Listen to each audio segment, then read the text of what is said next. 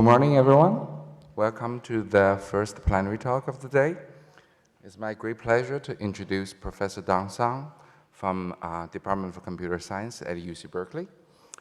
Dong Sun is a well-established scientist in many areas in computer science, including privacy and security, machine learning, artificial intelligence.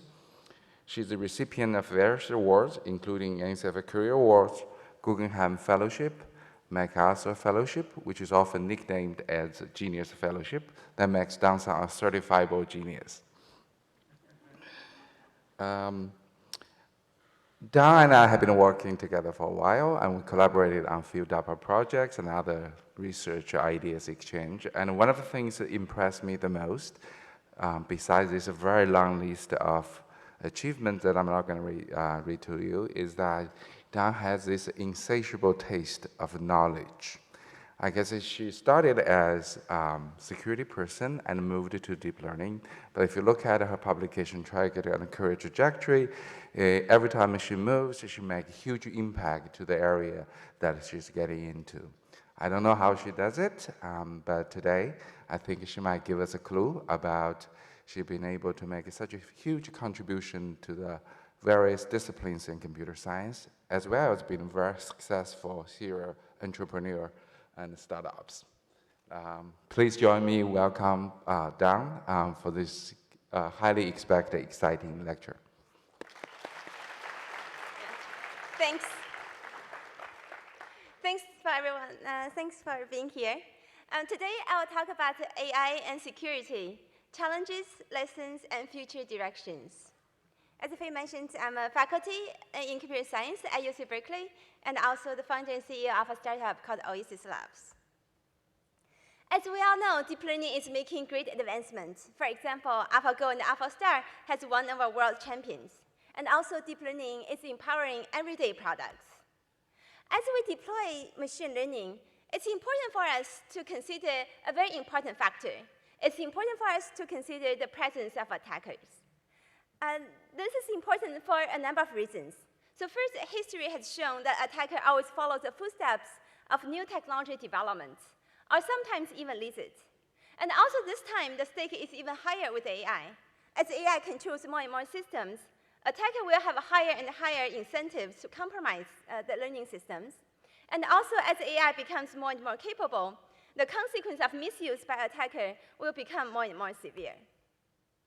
When we consider machine learning in the presence of attackers, there are at least two types of issues that we need to consider. First, how attackers may attack AI. Attackers can attack AI in at least two different aspects. One, attacker can attack the integrity of the learning system. For example, cause a learning system to not produce the intended or correct results, or even cause the system to produce targeted outcomes designed by the attacker. Attackers can also attack the confidentiality of the learning system to try to learn sensitive information about individuals. In order to address these issues, we need to build better security in learning systems. Another type of issues that we need to consider for machine learning in the presence of attackers is how attackers may try to misuse AI. Attackers try to misuse AI to attack other systems, for example, to find vulnerabilities in other systems, even devise new attacks. And furthermore, attackers can actually even try to misuse AI to attack people, as what we have seen in deepfake and fake news. In order to address these issues, we need to enable stronger security in other systems and even try to see how we can better protect people. So given the interest of time, in this talk, I will mainly focus on the first type of issues, how attackers may attack AI and learning systems, and what we can do about it. First, let's look at the integrity aspects of the learning system. First, let's look at some motivating examples. As we consider self-driving cars, when self-driving cars drive through the environment, it needs to observe the environment, for example, to recognize traffic signs to make the correct decisions. Here are some photos of traffic signs, and in the second column, you can see a photo of a real-world stop sign in Berkeley. And you can see on the stop sign, there are actually some stickers and markers and so on. However, today's deep learning-based computer vision system actually works pretty well and can correctly recognize these photos as stop signs. However, what if attackers actually try to put stickers and markers on these traffic signs in a malicious way, such that these images are specifically designed to fool the machine learning system to mislabel the traffic sign, in this case, as speed limit sign. And we call these images adversarial examples. Adversarial examples are specifically designed to essentially use these adversarial perturbations to fool the machine learning systems. So one question my group has been recently has tried to study is, as we know, the adversarial examples can be very effective in the digital world. So one question is whether these adversarial examples can even be effective in physical world, and whether they can even remain effective under different viewing distances, angles, and conditions. So in our recent study, it shows that by essentially constructing new loss functions to create these adversarial examples, we can actually craft adversarial examples that are actually effective in the physical world, and that can even remain effective under different viewing distances, angles, and conditions. So to further illustrate the point, let me show you a video. So in the video, what you'll see is the car is going to drive towards the end of the road, where at the end of the road, someone is holding a traffic sign. And in one of the frames, the traffic sign is the original traffic sign without manipulation. And in another frame, the traffic sign essentially has been adversarially manipulated to be an adversarial example to actually mislead the computer vision system, in this case, the image classification system, to mislabel the traffic sign. So I'll leave it as a quiz. I'll pose it as a quiz for you. After I play the video, you can tell me which frame contains the adversarial example. And as I start playing the video, you will see the prediction label at the bottom of the frame. So as I start playing the video, you can see, again, the prediction label at the bottom of the frame. And you can see that as the car is driving towards the end of the road. So which frame contains the adversarial example? The left. OK, very good. So as you can see from this example, even though to human eyes you can see that it's actually a stop sign that the person is holding, but actually throughout the entire driving process, for the original stop sign on the right, the computer vision system gives the correct answer. But for the in the left frame, with the adversarial example, you can see that throughout the entire driving process, for the most part, the image classification system actually gives the wrong answer, the target answer for speed limit sign. So this is an example demonstrating why adversarial example phenomenon is important, and it can have severe consequences. And also, you can actually now see this physical adversarial example in the Science Museum in London.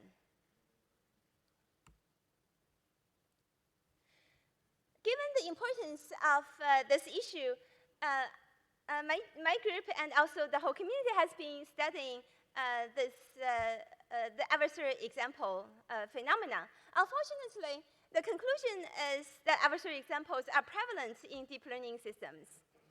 They are not only effective in computer vision image classification tasks, they are also very effective in other tasks and across different types of deep learning models and systems. For example, for generative models, for other tasks in visual Q&A, speech recognition, and also tasks.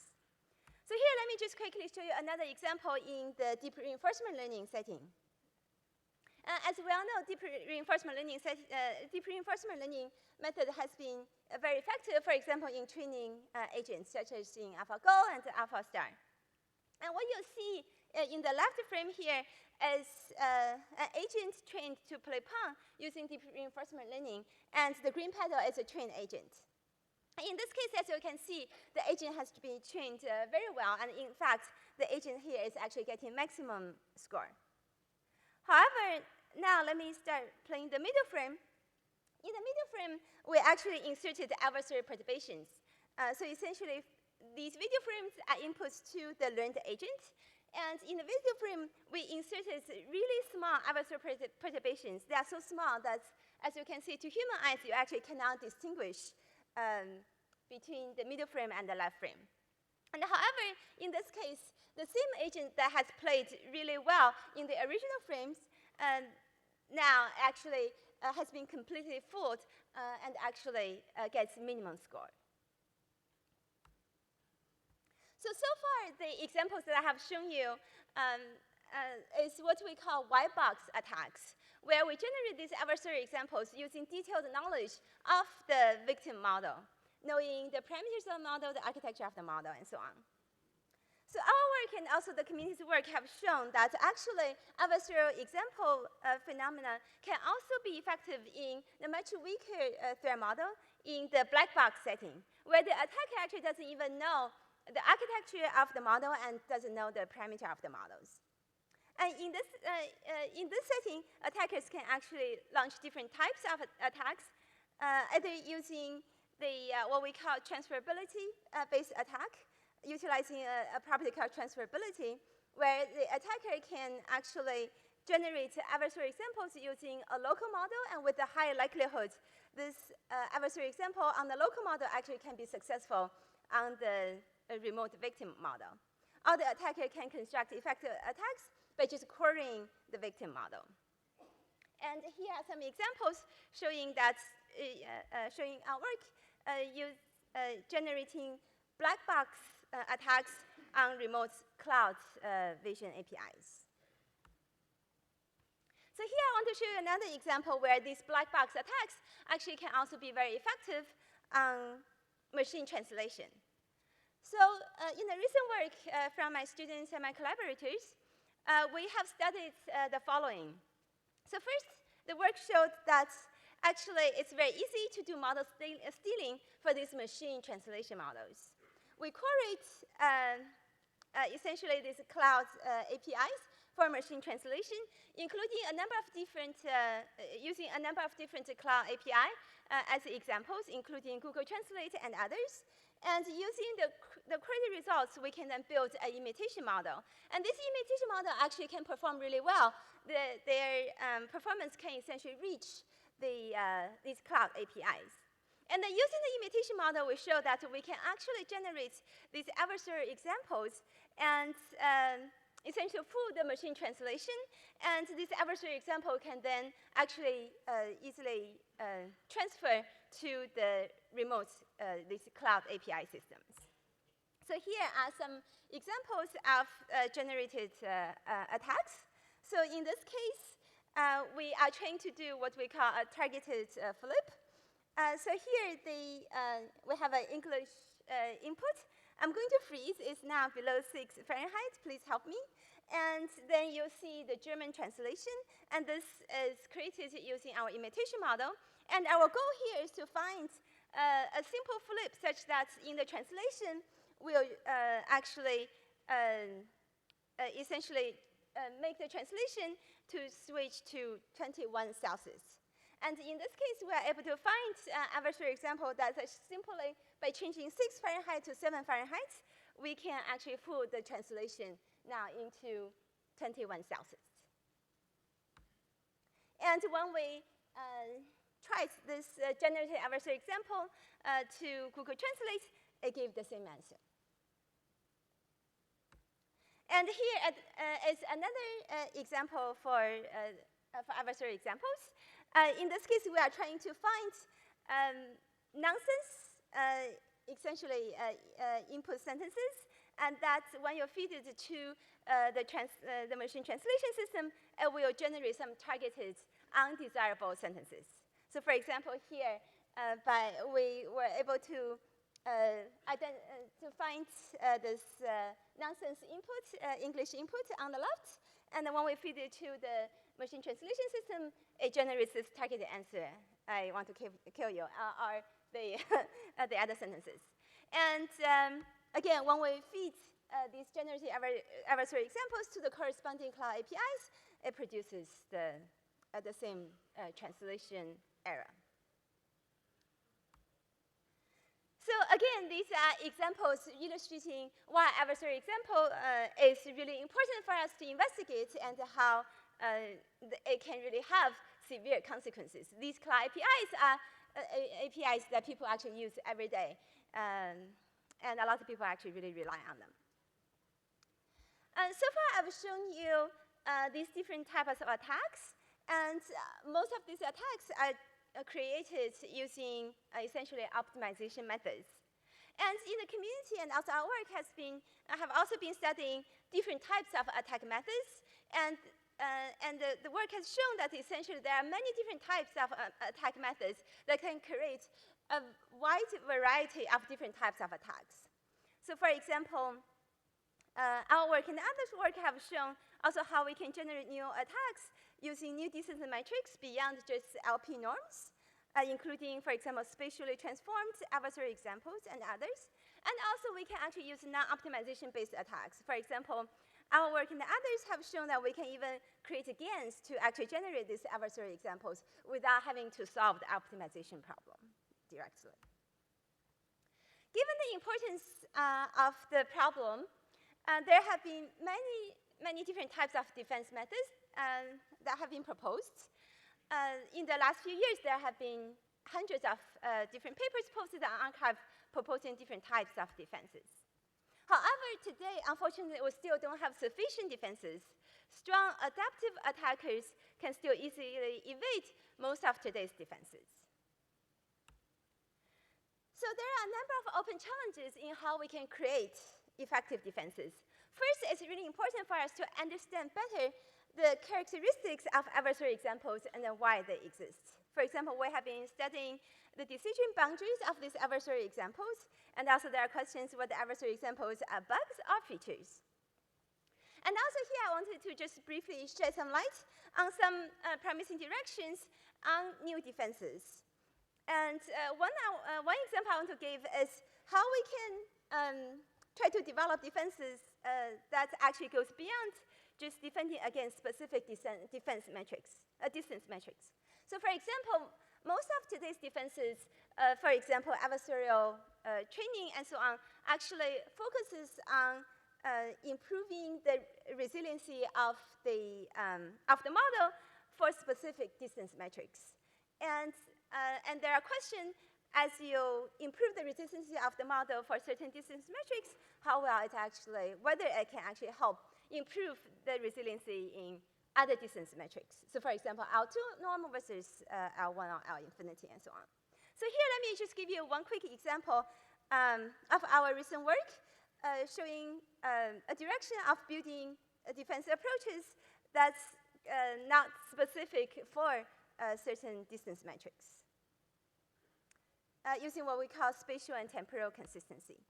So here, this is in one specific domain for semantic segmentation. As we know, semantic segmentation is also, the deep learning-based semantic segmentation system is also vulnerable to adversarial examples. So on the images here, you can see that essentially the bottom images of what I show here, they are segmentation results. And on the left, you can see that for the original image, the deep learning-based segmentation system actually gives a pretty good segmentation result. But however, on the right-hand side, you can see that the top images are essentially the adversarial examples with adversarial perturbations added to the images to specifically fool the segmentation system to give actually specific targeted segmentation results. For example, a segment out into a kitty or ECCV 2018. So the question is, how can we actually build more resilient semantic segmentation systems that can allow us to detect these type of adversarial examples. So here we utilize a property that we call spatial consistency.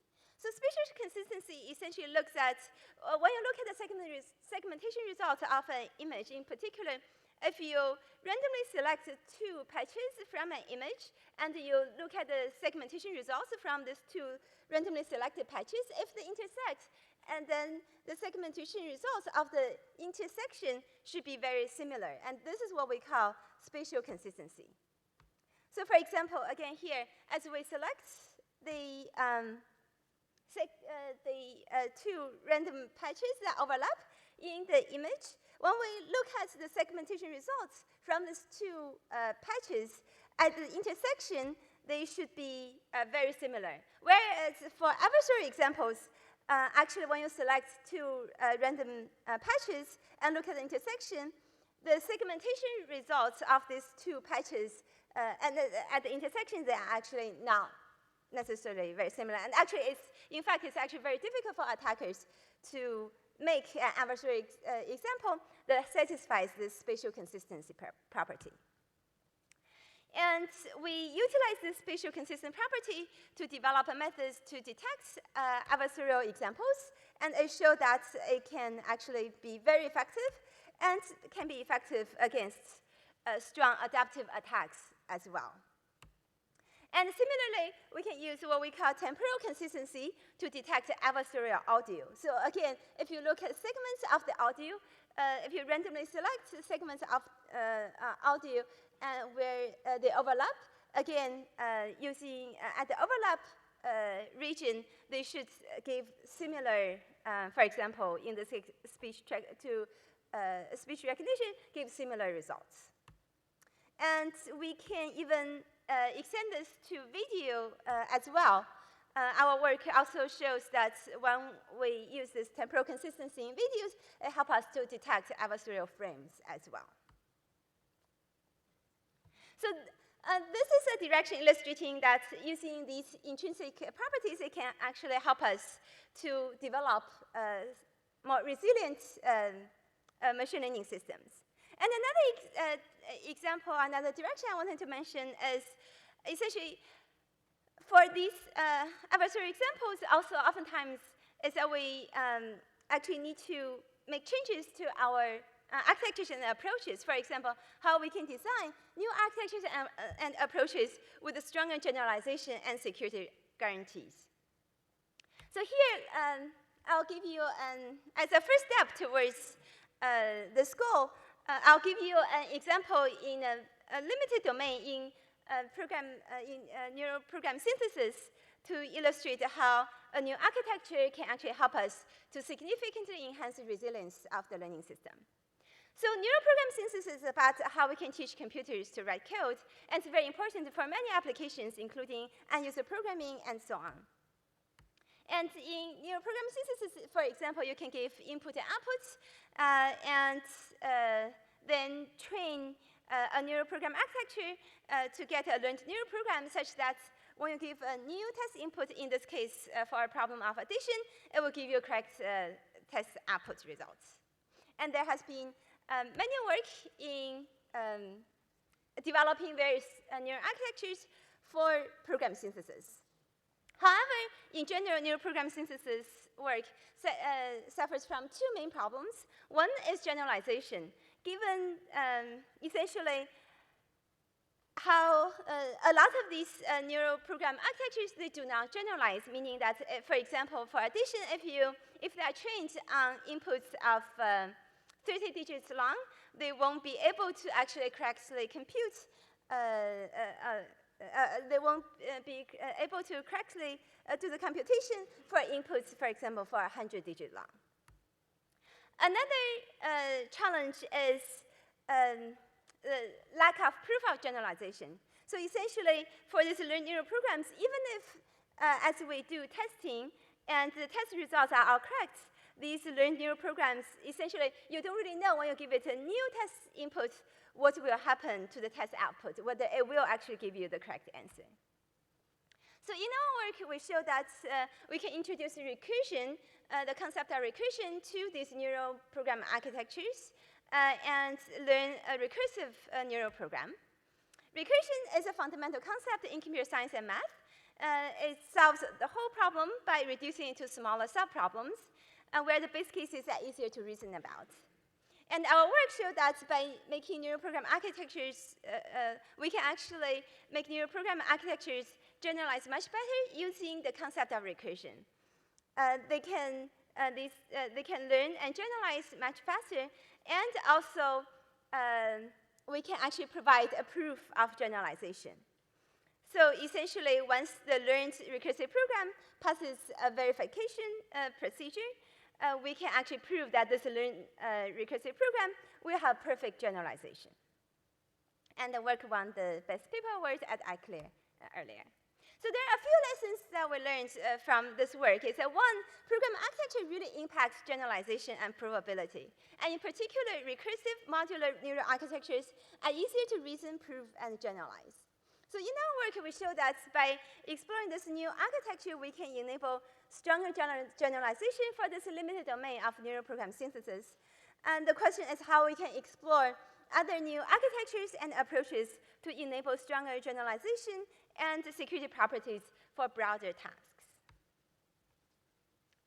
And another open challenge that I want to mention in building defenses in machine learning systems is that how we can reason about complex and non-symbolic programs. In general, in our in the community of computer science, we are more familiar with the symbolic programs, including, for example, file systems, compilers, web and mobile applications. And for these programs, the semantics are defined by logic, and we've developed decades of techniques and tools for logic and symbolic reasoning.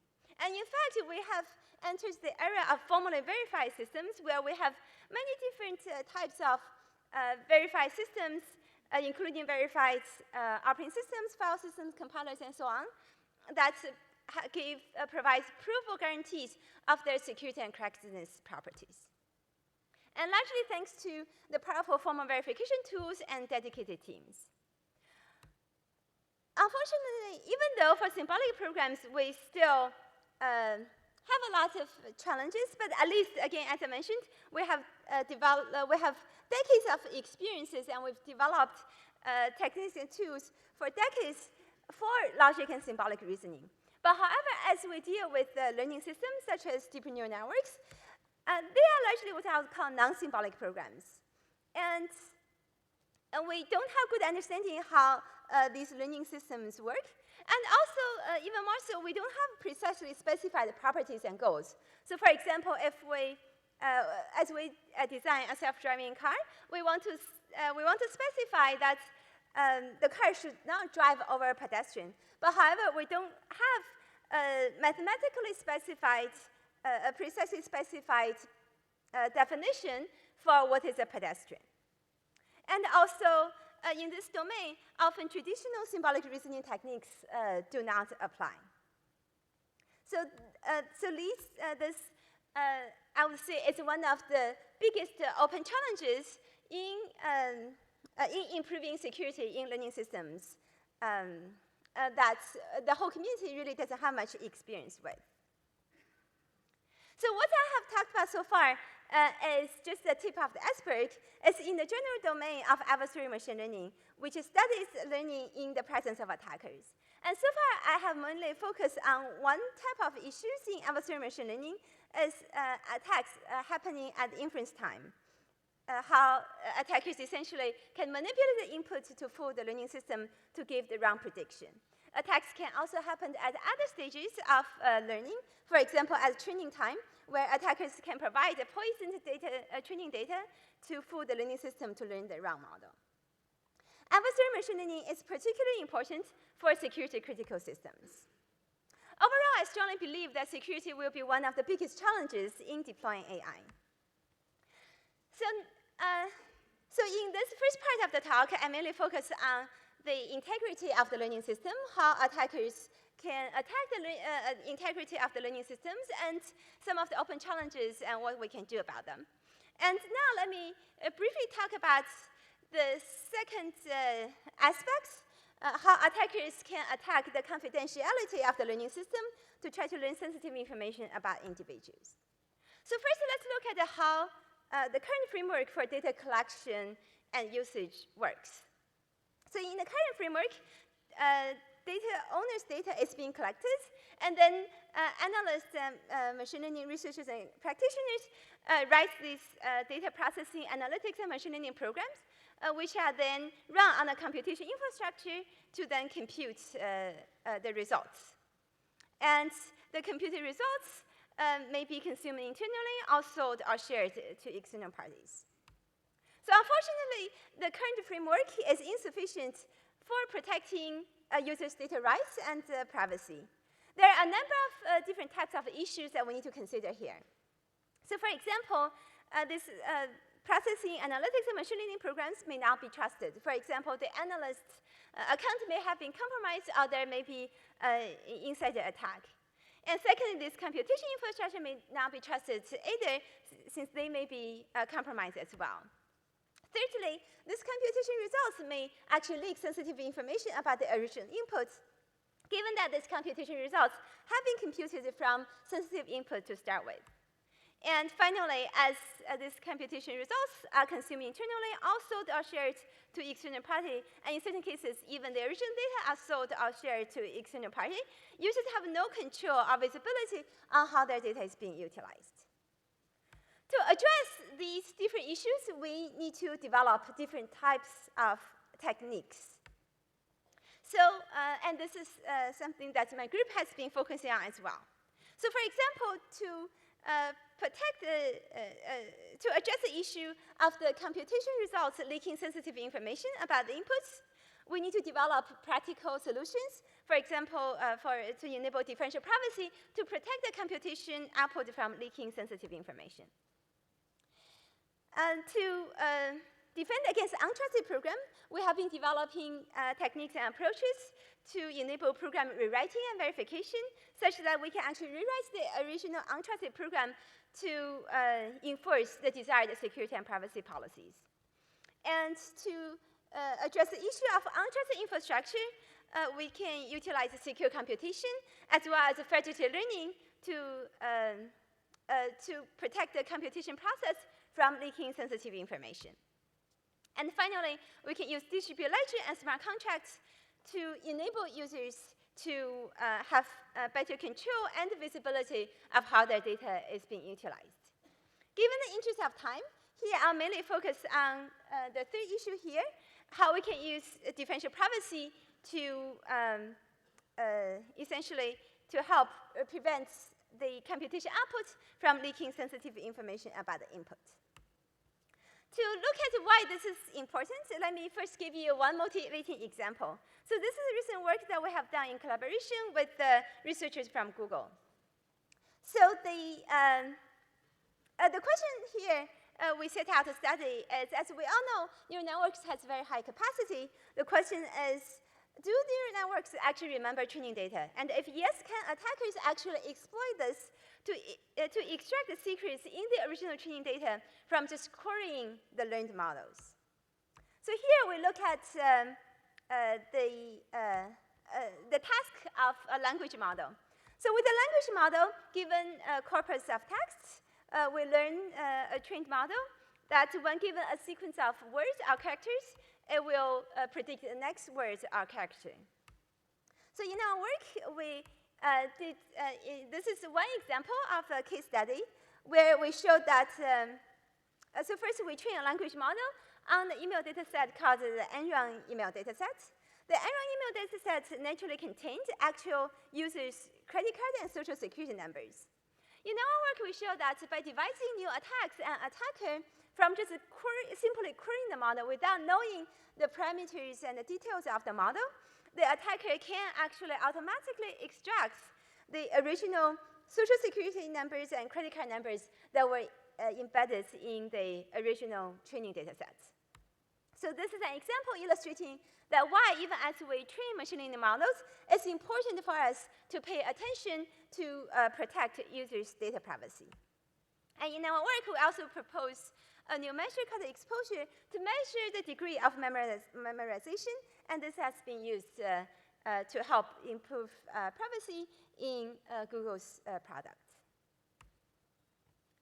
So in this case, luckily we actually have a defense mechanism.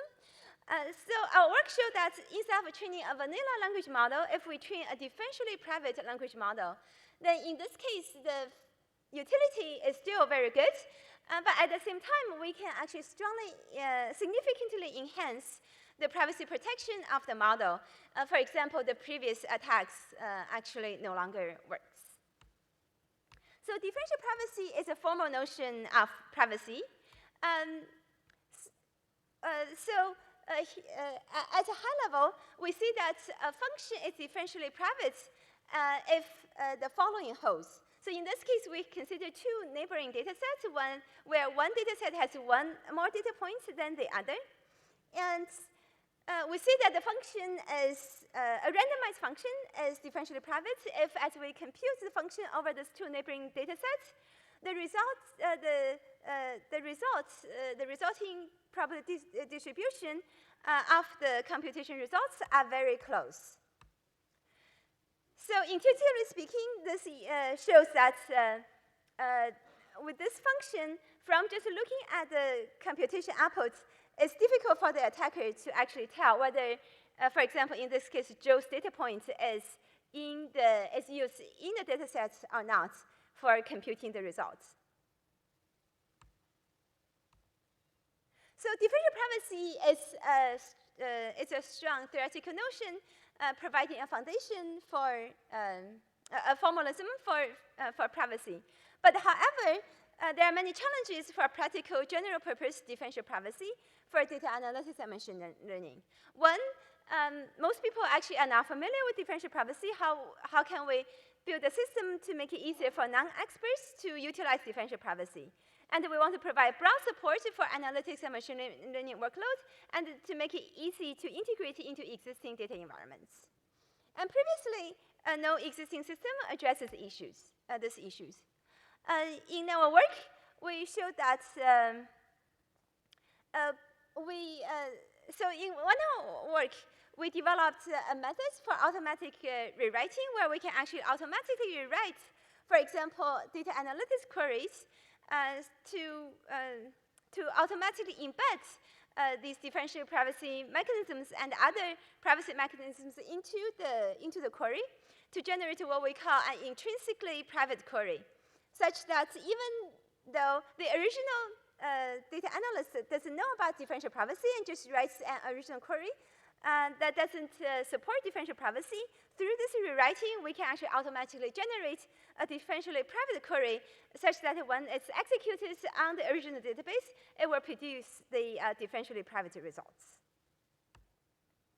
And also in our recent work, we developed a new higher order language and a linear type system to enable us to statically enforce differential privacy for example, for machine learning algorithms, that we can statically prove a machine learning algorithm is differentially private and giving a concrete privacy bound. And the work has won the Distinguished Paper Awards at a top programming language conference. And some of our work has been deployed in the real world, including, for example, places like Uber. So overall, as we all know, data is critical to the modern economy. It's a key driver to the modern economy. But however, today we are seeing unprecedented challenges in how sensitive data is being utilized. And we are seeing these unprecedented challenges for both individual side and also business side. For individual users, we are seeing that individuals are losing control over how their data is being utilized. Their data is being sold without their knowledge, even by legitimate parties. And oftentimes, the data is being sold under the premise that the data has been anonymized, and hence it no longer carries sensitive information about the individuals. However, volume of research has shown that anonymization doesn't adequately protect user privacy. This is a very interesting recent New York Times article to show that how from these sold mobility data, one can easily identify actually where the president has been from the data actually happen to include the mobility data of a Secret Service agent.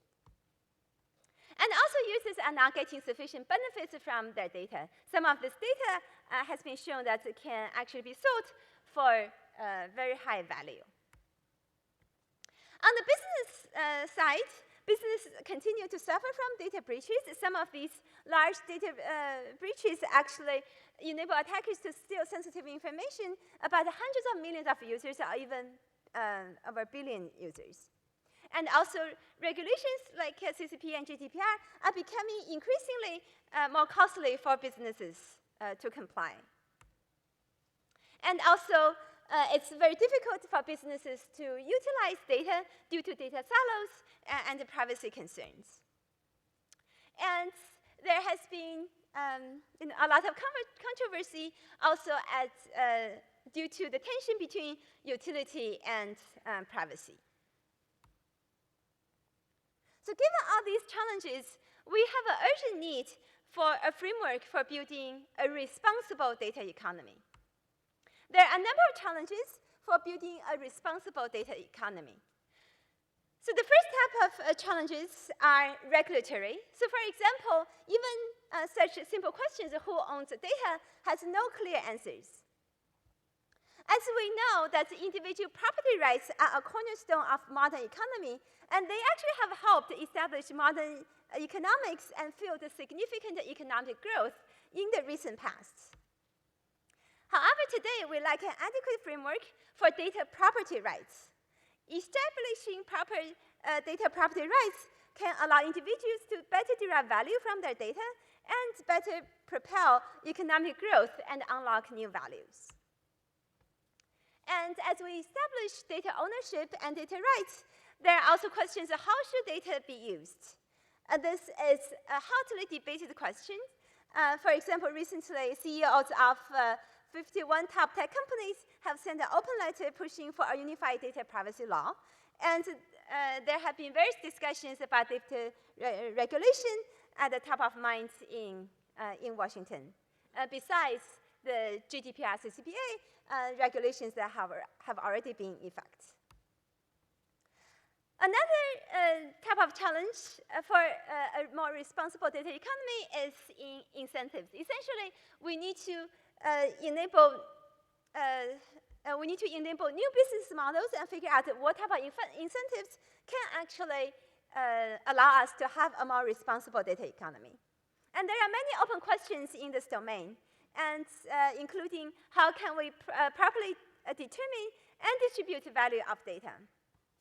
So in our recent work, we model machine learning as a collisional game where data contributors are players in a collision, and the usefulness of data is categorized via utility function. And we show that in this setting, essentially, the notion of Shapley value the notion of Shapley value defines a way of distributing the profits generated by the collision of all players. This was first proposed by Shapley in 1953. And the Shapley value actually provides the only distribution that satisfies a collection of desirable properties. And our recent work shows how we can develop also more efficient mechanisms to compute Shapley value in this machine learning setting, and how the Shapley value can also help us to even provide better defenses in certain cases for data poisoning and adversarial example attacks. And another type of challenges for building a more responsible data economy is in technology. Essentially, how can we build technological solutions to enforce data rights, data use policies, and value distribution, essentially to enable a new platform for a responsible data economy. So this is some work that my research group, as well as my startup, has been working on. Is by combining the different types of component technologies that I mentioned earlier, including secure computing, utilizing secure hardware and cryptographic techniques to help protect the computation process from leaking sensitive information, and using differential privacy to protect the output of the computation from leaking sensitive information, and using distributed ledger to provide an immutable log to ensure data usage and compliance, and also using federated learning to enable a distributed learning where data actually never even, the raw data never leaves the owner's device. By combining these different component technologies, we can actually build a secure distributed computing fabric that serves as a foundation for a responsible data economy. So let me give you one concrete use case what this type of technology can enable. So recently we have seen significant layoffs from these direct-to-consumer genomic companies, including 23andMe and Ancestry. And one of the main reasons for this company, the explanation for these for the slower of consumer demand is privacy, that consumers are becoming more and more concerned about how their genomic data may be utilized in these settings. So we are in the process of enabling and launching a product in partnership with a direct-to-consumer genomic company to actually enable a different paradigm. In this case, using the technologies that I mentioned, essentially, for the first time, we can enable users to become owners of their genomic data, while at the same time, enable their data to be utilized in a privacy-preserving way. So in this case, users gain benefits as becoming owner of their data to be able to control how their genomic data is being utilized. And also for the genomic company, also helps them to reduce security risks and so on.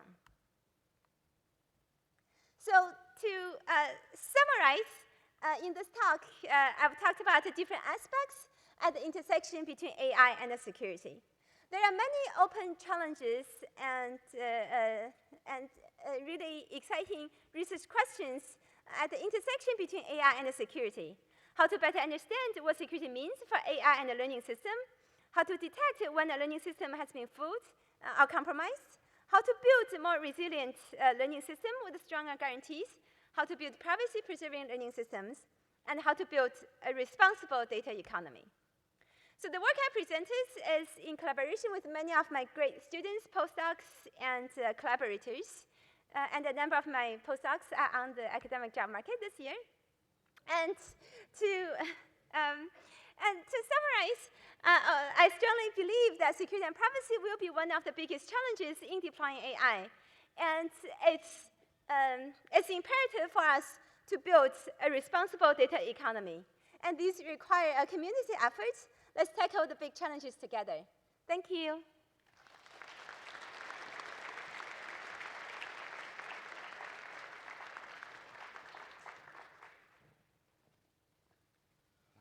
Thank you for a great talk. For folks who have a question, please use the mic in the aisles. Go ahead. Good morning, Dr. Song. I really liked very much your presentation. Thank you very much. I have a question regarding the Latanya Sweeney work. Are you aware of this? Like, she had like 2 public databases, and she crossed the 2 databases, and they were able to identify people. How would you address this problem today? So that's a great example that, as I mentioned, showing that just simply anonymizing data is insufficient. Yes. And there are many examples like this. That's why I think I really do hope that this year and in the near future that the whole community start to recognize that just by labeling data as being anonymized does not mean that you can just arbitrarily sell the data or distribute the data and so on, because they can still be re-identified utilizing these different re-identification methods, especially when being combined with other even publicly known data sets and so on.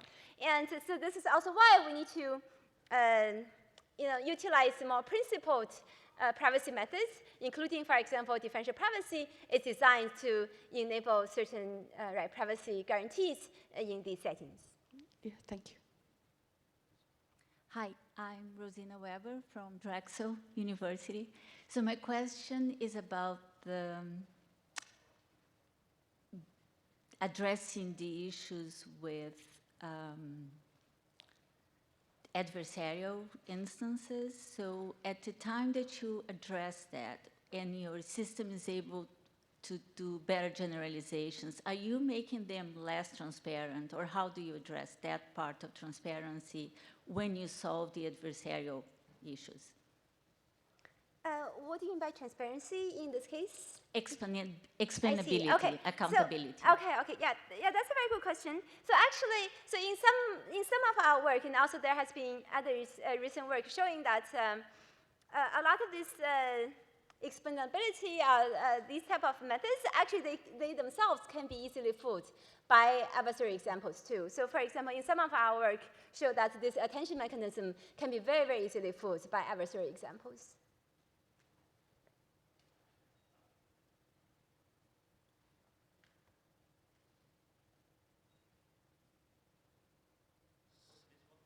You probably need to flip it out.